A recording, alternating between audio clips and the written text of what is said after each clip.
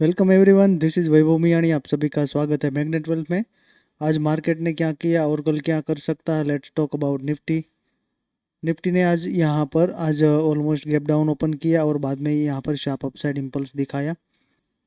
Now let's move on internal liquidity. Internal liquidity की बात करें तो निफ्टी अगर 23,850 के ऊपर जाता है तो यहाँ पर शार्प अपसाइड इंपल्स आ सकते हैं। फ़िलहाल के लिए निफ्टी में 23,850 और नीचे 23,300 का यहाँ पर स्ट्रॉन्ग रेंज बना हुआ है।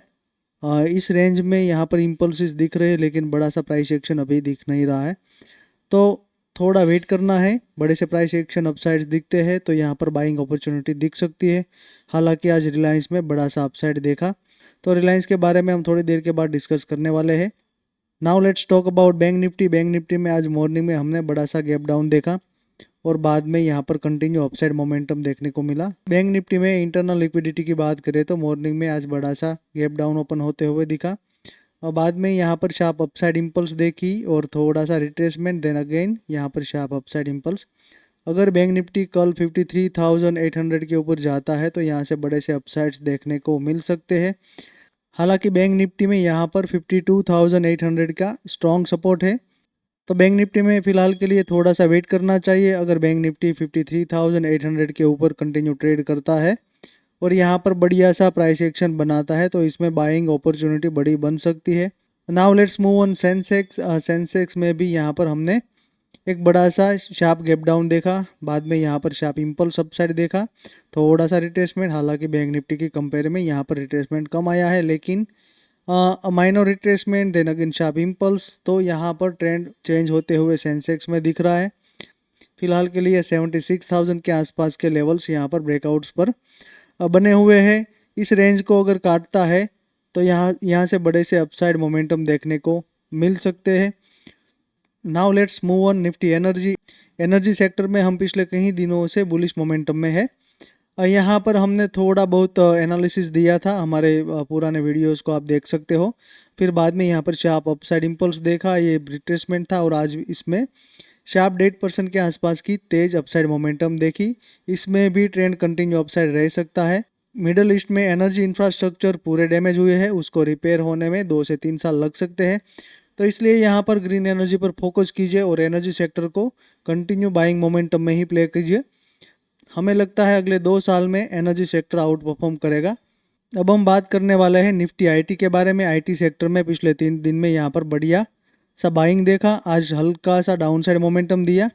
हालांकि यहाँ पर weaker dollar is playing a big role in IT sector. IT sector की रेवेन्यू 1 और 2% के आसपास से बढ़ सकती है। अब देखते हैं रिलायंस इंडस्ट्री को। यहाँ पर 3% के आसपास की अपसाइड मोमेंटम देखी। हालांकि निफ्टी में यहाँ पर बड़ी सी रैली का रीज़न ही रिलायंस है। हालांकि रिलायंस में यहाँ पर शॉर्ट्स बने हुए थे, तो यहाँ पर शॉर्ट्स को कवर होते हुए दिख रहे हैं। और देखते हैं कहाँ तक ये रिट्रेसमेंट लेता है, क्या ये पूरा ट्रेंड चेंज करता है। तो ये सारी इन्फॉर्मेशन हम अगले वीडियोस में डालने वाले हैं। Now let's move on नास्डाक। नास्डाक में बड़ा सा अपसाइड देखा, फिर बाद में ये रिट्रेसमेंट था। अभी यहाँ पर मोमेंटम अपसाइड देखने को मिल रही है।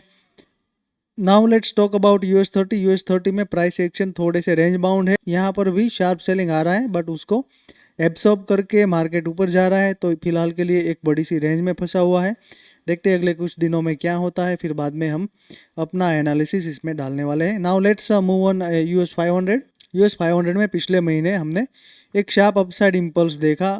इसमें अगला मोमेंटम बुलिश आ सकता है, बिकॉज यहाँ पर इंपल्स को ये रिजेक्ट कर रहा है। देखते हैं क्या होता है। हालांकि यूएस का पूरा मार्केट फ़िलहाल के लिए वॉर डिपेंडेंट है, तो इसमें थोड़ा सा कॉशियस प्ले करना चाहिए। Now let's move on US oil, जो कि यहाँ पर हॉट टॉपिक है। Overall trend in US oil is still bullish, but यहाँ पर आज थोड़ी सी वीकनेस बता रहा है।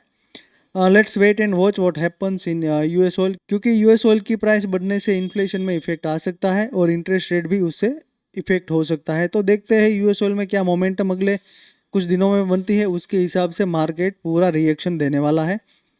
So that's all for the day. This is Vaibhav Miyani once again signing off. Thank you.